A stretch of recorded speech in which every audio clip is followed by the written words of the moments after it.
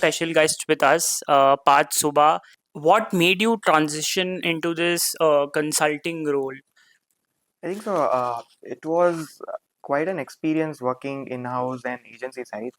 But what I thought was I wanted to have more control over my work and the value I provide to my clients.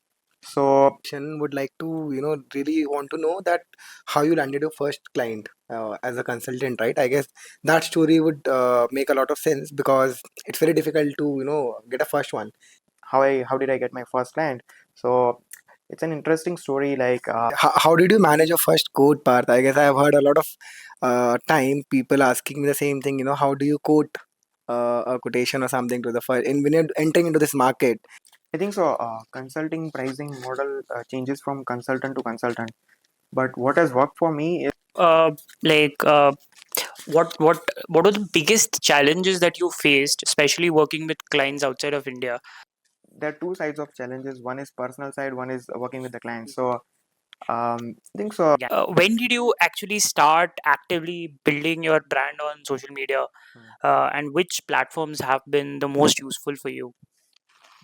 Having less number of followers but more number of interacting users or followers are better than having huge number of followers and then Yeah. less number of active users on a platform, right? On your post.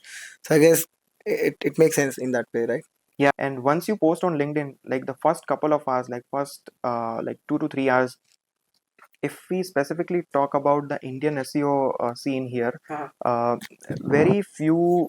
So like almost everyone has that enough savings that they can travel abroad and attend a conference. Correct. But like you need to figure out your way and how do you want to like kind of spend your money and get into that international conference circuit.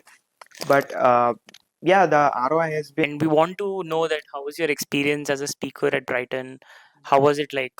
At that point of time, like I just had like a savings of 150,000 INR rupees, and it was a question whether I should.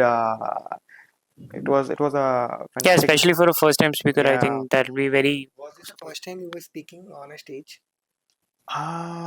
Yes, this was first time for me. Yeah, even I never I guess realized. But you've been actively have been a participant in the Indian SEO community scene, as well as you have international exposure as well. So, do you see any differences, or is there any differences in terms of when you speak to people, or in what they discuss, or how is it like? Is it very similar to what we experience?